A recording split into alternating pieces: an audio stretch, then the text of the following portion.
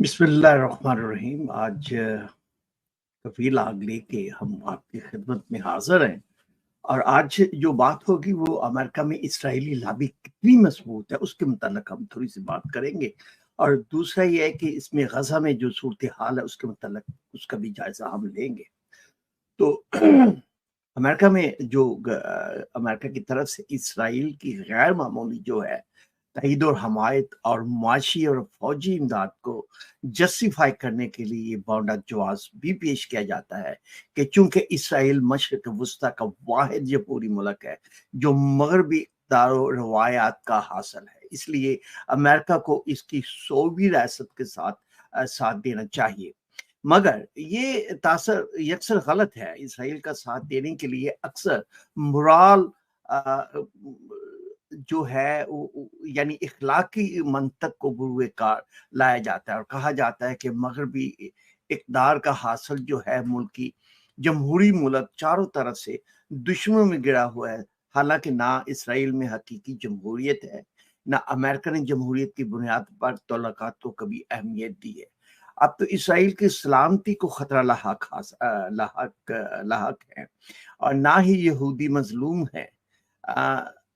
और the Israeli lobby and US जो है फॉरेन पॉलिसी नामी शहकार तंसीम में एक एक करके इन सब मफरूजों की हकीकत जो है वाज़ेह की गई है। मिसाल के तौर पर जिस तरह मुकामी अफराद पर जुल्म डाए बगैर यूरोपी शहरी अमेरिका और कनाडा की बुनियाद नहीं रख सकते थे, इसी तरह फ़लस्तीन पर जुल्म किए बगैर यहूदी अपने वतन की बुनियाद नहीं रख सकते थे। इखलाकी दलील को मलहूज़ खातिर रखा जाए तो यहूदी जालिम जो है और अरब मजलूम है और अमेरिका को इसराइल को की बजाय फ़लस्तीन का साथ देना चाहिए। हमदर्दी इनसे होनी चाहिए जिनसे इनका वतन छीन गया, मगर बदकिस्मती से ये नई जो अमेरिका में नहीं तारीख जो है वो अमेरिका में नहीं पढ़ाई जाती है। मोराल के हवाले से एक दलील ये भी दी जाती है कि चूंकि माजी में यहूदियों से नारवा सलूक किया गया है, इसलिए इसी बहाने के तौर पर अब इनका साथ दिया जाए। लेकिन अगर जुल्म का शिकार रहने वाली कौम खुद जालिम बन जाए तो इखलाकी बुनियादों पर इसका साथ कैसे दिया जा सकता है? अमेरिकी मुसन्निफीन ने हकायक की रोशनी में बताया है कि जब इन्हें सदी के इख्तिताम पर यहूदियत की सियासी तहरीक शुरू हुई तो फ़लस्तीन में महज 15 से 17,000 यहूदी आबाद थे। 1893 में फ़लस्तीन की आबादी 95% मुसलमानों पर मुश्तमिल थी और खिलाफत उस्मानिया में शामिल ये इलाका गुज़श्ता 1300 साल से इनके पास था। यहूदी तहरीक को उम्मीद थी कि यूरोप से हिजरत करने वाले यहूदी यहाँ आएंगे तो इन्हें अदती बर्तरी हासिल हो जाएगी, लेकिन ज्यादातर यहूदियों ने अमेरिका का रुख किया। सिर्फ 1 लाख यहूदी फ़लस्तीन आए। 1947 में जब इसराइल के क़याम का ऐलान किया गया तब 6,50,000 यहूदी जो फ़लस्तीनी थे, तकरीबन 6,50,000 यहूदी जो है फ़लस्तीन के 7% रकबे पर आबाद थे। अब मजबूरी आबादी के तनासब से इनकी नुमाइंदगी सिर्फ 35% थी, जबकि मुसलमानों की आबादी जो है तब भी 65% के करीब थी। यहूदियों ने यहाँ सदियों से आबाद अरब बाशिंदों को नकल मकानी पर मजबूर किया और इस खित्ते पर काबज होते चले गए। यहूदियों ने जुल्म सितम की बुनियाद एक नया वतन तामीर किया गया, एक नए वतन को तमीर किया। खुद इसराइली रहनुमा बाज़ औक़ात इस नाइंसाफ़ी और ज़्यादती का इतराफ़ करते हैं। मिसाल के तौर पर बिन गुरशन ने 1956 में वर्ल्ड जूइश कांग्रेस के सदर नुमान गोल्डमैन को कहा कि अगर मैं अरब बशिंदों का रहनुमा होता तो किसी सूरत इसराइल के साथ समझौता न करता। फितरत में ये बात हमने इनके मुल्क पर कब्जा किया, यकीनन खुदावंद ने सरजमीन हमें लुटाने का वादा किया था, मगर इससे इन्हें क्या फर्क पड़ता है? हमारा खुदा इनका खुदा तो नहीं है ना।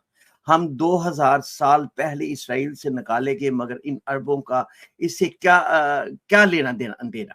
यहूदियों की मुखालफत जो है रही اور نازیوں اور ہٹلر نے ظلم ڈھائے، مگر اس میں ان مسلمانوں کو کیا قصور جو بس یہ جانتے ہیں کہ ہم نے آنے اور ان کے ملک پر قابض ہو گئے، تو وہ اس صورتحال کو قبول نہیں کریں گے۔ امریکی مصنفین لکھتے ہیں کہ آج اسرائیل مشرق وسطیٰ کی سب سے بڑی فوجی طاقت ہے۔